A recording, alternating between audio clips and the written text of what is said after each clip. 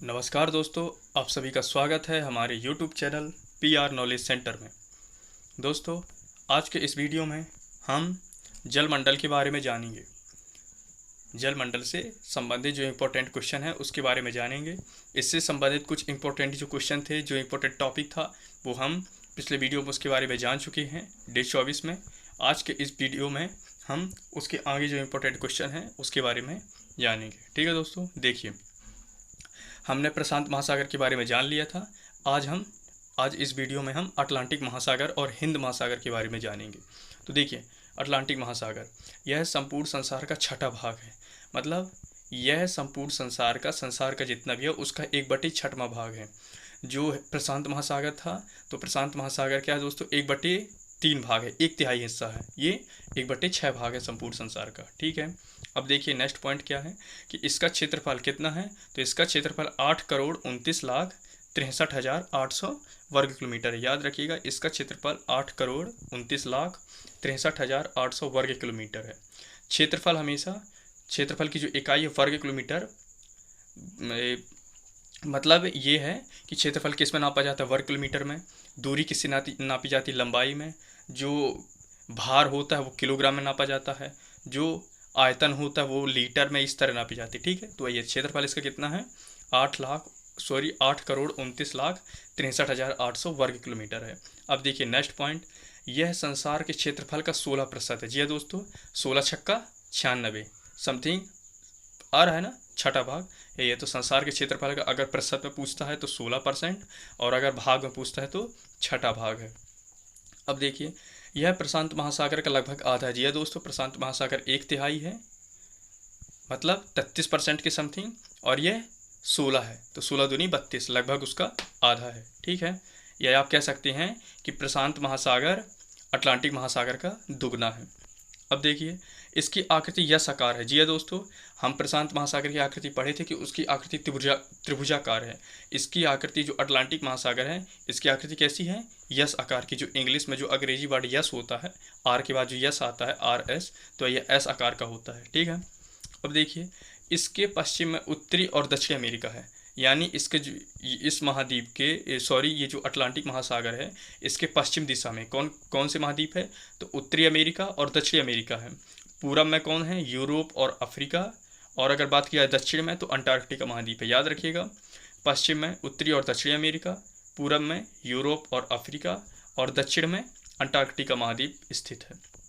ठीक है, अब देखिए, इस महासागर की सबसे महत्वपूर्ण विशेषता इसके मध्य अटलांटिक कटक है वो है। इस महासागर की जो सबसे महत्वपूर्ण विशेषता है वो क्या है दोस्तों, इसके मध्य क्या है, अटलांटिक कटक है। अटलांटिक कटक थोड़ी समझाता हूँ क्या है। यह जो कटक है दोस्तों, यह 14,000 किलोमीटर लंबा है, और इसकी जो ऊंचाई है वो 4,000 मीटर है। यह आप कह सकते हैं कि यह 4 किलोमीटर ऊंचा है और 14,000 किलोमीटर लंबा है। ठीक है, अब देखिए, यह एक जलमग्न कटक है। जी हाँ दोस्तों, जो अटलांटिक कटक है, अब हम उसी पॉइंट में आ रहे हैं कि यह एक जलमग्न कटक है। जलमग्न मतलब जल में डूबा हुआ। ठीक है, फिर भी इसकी कई चोटियाँ, यह जल में डूबा हुआ कटक है, लेकिन फिर भी इसकी कई चोटियाँ, कुछ चोटियाँ इसकी क्या होती है, जल से ऊपर उठकर एक टापू का निर्माण करती हैं। जल से ऊपर उठ जाती हैं तो एक टापू जैसे आकृति बन जाती है। जैसे टापू चारों ओर से पानी से घिरा हुआ होता है, समुद्र से घिरा हुआ होता है, बीच में उसका भाग जो उसकी भूमि होती है हल्की, वो जल से उठी हुई रहती है। तो उसी तरह ये जो अटलांटिक कटक है, ये भी इसकी जो कुछ चोटियाँ हैं वो टापू का निर्माण करती हैं।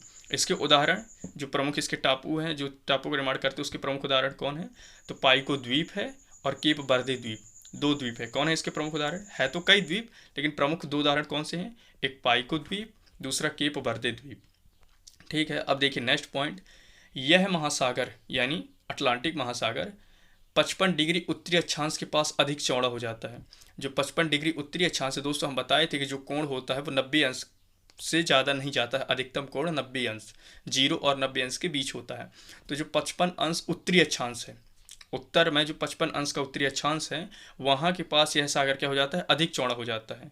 यहाँ इसे क्या कहते हैं, जहाँ पास वो 55 अंश उत्तरी अक्षांश में चौड़ा हो जाता है, क्या कहते हैं, टेलीग्राफिक पठार। क्या कहते हैं, टेलीग्राफिक पठार के नाम से इसे पुकारा जाता है, या फिर आप कह सकते हैं कि इसे टेलीग्राफिक पठार के नाम से जाना जाता है।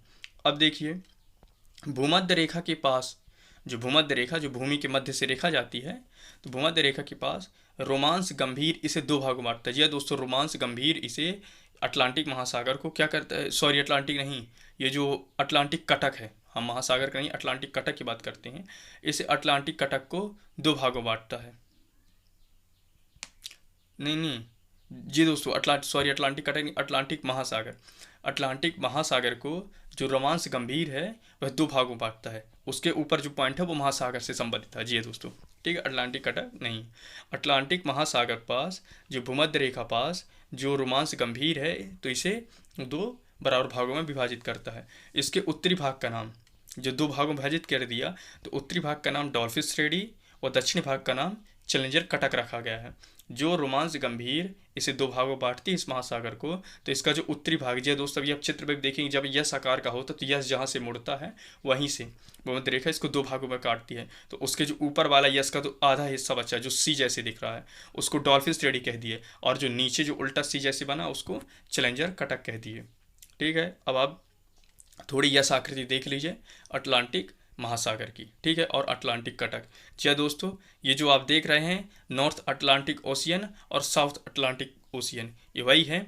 उत्तरी जो अटलांटिक महासागर है और जो दक्षिणी अटलांटिक महासागर, तो आप ध्यान से उसकी आकृति देखिए, ये यहाँ से आई सामने और यहाँ नीचे मुड़ गई थी, यस आकार की आकृति बन गई। और जो मुड़ने का कारण क्या है दोस्तों, इसके जो यस जैसी आकृति दक्षिण अमेरिका और अफ्रीका।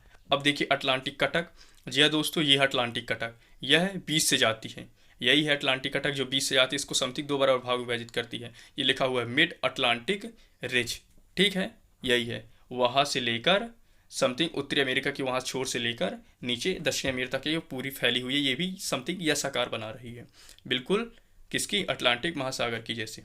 अब आते हम अपने जो हमारा नेक्स्ट टॉपिक है हिंद महासागर। हम प्रशांत महासागर, अटलांटिक महासागर पढ़ चुके हैं, अब हम हिंद महासागर में आते हैं।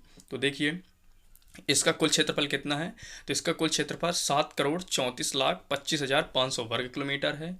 इसके उत्तर में एशिया महाद्वीप, जी हाँ दोस्तों, अब इसके कौन कौन से महाद्वीप इसके किस दिशा में लगते हैं, तो इसके उत्तर दिशा में एशिया महाद्वीप है, दक्षिण में अंटार्कटिका महाद्वीप है, पूर्व में ऑस्ट्रेलिया महाद्वीप है, और अगर पश्चिम में बात की जाए तो अफ्रीका महाद्वीप है। हिंद महासागर चारों ओर से महाद्वीपों से घिरा हुआ है। जो हिंद महासागर है वो चारों ओर से महाद्वीपों से घिरा हुआ है। आप लाइन्स याद कर लीजिए, पूर्व में ऑस्ट्रेलिया, पश्चिम में अफ्रीका, उत्तर में एशिया और दक्षिण में अंटार्कटिका महाद्वीप स्थित हैं। यह एक तरफ से प्रशांत महासागर व दूसरी तरफ से अटलांटिक महासागर से मिला हुआ है। जी दोस्तों, इसके किसी भी भाग से, तो एक भाग से यह प्रशांत महासागर से मिला हुआ है और दूसरे भाग से अटलांटिक महासागर से मिला हुआ है। यह आप कह सकते हैं कि यह प्रशांत और अटलांटिक महासागर के बीच में है। कौन, हिंद महासागर। यह दोस्तों ये इंपॉर्टेंट पॉइंट है, वेरी इंपॉर्टेंट, यह इकलौता महाद्वीप है। और इस पॉइंट को पढ़कर, इस पॉइंट को जानकर आपको अपने भारत देश पर, हमारे भारत देश पर आपको बहुत गर्व ही होगा। यह एक इकलौता महासागर है जिसका नाम किसी देश, हिंद महासागर का नाम देश पर रखा गया है, हिंद, हिंदुस्तान के नाम पर रखा गया है। क्यों, क्योंकि यह हमारे भारत की दक्षिणी सीमा पर पड़ता है। यह आप कह सकते हैं कि जो हिंद महासागर है वो हमारी भारत देश की सीमा को टच करता है, तो वही है, उसी के नाम पर इसका हिंद महासागर नाम रखा गया है। किसका, जो हिंद महासागर है तो हमारे भारत देश, जो हमारा हिंदुस्तान देश है, जो हमारा भारत देश है, उसके नाम पर रखा गया है। ठीक है, अब देखिए इसे ही प्राचीन भारतीय ग्रंथों में, हिंद महासागर को ही प्राचीन भारतीय ग्रंथों में रत्नाकर कहते हैं। जी दोस्तों, जो समुद्र का, जो सागर का पर्यायवाची होता है कि हम पढ़ते हैं, जो समुद्र के पर्यायवाची कोई पूछेगा तो हम पढ़ेंगे सागर, समुद्र, सिंधु, रत्नाकर। तो जो रत्नाकर नाम आता है तो प्राचीन भारतीय ग्रंथों में किस सागर को कहा गया, तो हिंद महासागर को। अब तो वैसे सब सागरों को कहते हैं, समुद्र की जो पर्यायवाची होती तो रत्नाकर कह देते हैं, लेकिन पहले जो प्राचीन हमारे भारतीय ग्रंथ थे, जैसे हमारे जो प्राचीन भारतीय ग्रंथ थे, वेद थे, शास्त्र थे, जो भी थे, पुराण थे, तो उनमें जो रत्नाकर नाम है वो किसके लिए था, स्पेशल हिंद महासागर के लिए था। ठीक है, अब देखिए, अब दोस्तों यहाँ से हमारा जो जलमंडल वाला टॉपिक है वो ख़त्म हो गया। अब इसके आगे हम जो नेक्स्ट वीडियो में टॉपिक जानेंगे उनके बारे में थोड़ी हम जान लेते हैं कि कौन कौन से टॉपिक हैं। तो हम स्थल मंडल पढ़ चुके हैं, स्थल मंडल के अंतर्गत हम बहुत सारे टॉपिक जान चुके हैं। अब हम जलमंडल भी जान चुके हैं। जलमंडल के अंतर्गत भी हम बहुत सारे टॉपिक जान चुके हैं, उनके बारे में चर्चा कर चुके हैं। अब हम आएंगे महासागरीय जलधाराएं और उसके बाद आएंगे वायुमंडल। तो देखिए महासागरीय जलधारा के अंतर्गत हम कौन कौन से टॉपिक जानेंगे। तो देखिए जलधारा, तो जलधारा कौन कौन, एक गर्म जलधारा, दूसरी ठंडी जलधारा। फिर किसके बारे में जानेंगे, सार गैसों सागर।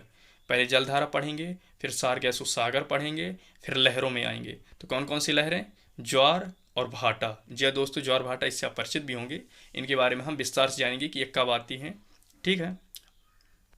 अब देखिए, अब जो वायुमंडल वाला टॉपिक है उसके अंतर्गत क्या क्या जानेंगे, कौन कौन से टॉपिक हैं। तो पहला सभी प्रकार की गैसें हैं। जी हाँ दोस्तों, सभी प्रकार की गैसें जो उसमें मिली हुई हैं वायुमंडल में, कौन कौन सी, nitrogen, oxygen, carbon dioxide, ozone और जलवाष्प। इन गैसों के बारे में हम विस्तार से जानेंगे कि कौन कितनी मात्रा वायुमंडल में मिली हुई होती हैं, कौन किस ऊंचाई पर होती हैं, किस लेवल पर होती हैं, किसका क्या यूज होता है, इनके बारे में हम थोड़ी विस्तार से जानेंगे। तो याद रखिए कौन कौन सी गैसों के बारे में हम जानेंगे, nitrogen, oxygen, carbon dioxide, ozone और जलवाष्प। ओजोन ऑक्सीजन का ही एक रूप है। जो ओजोन का परमाणु, ओजोन का जो सूत्र होता है वो होता है ऑक्सीजन का वो होता है O2 और ओजोन का होता है O3। इसके बारे में हम पढ़ भी चुके हैं।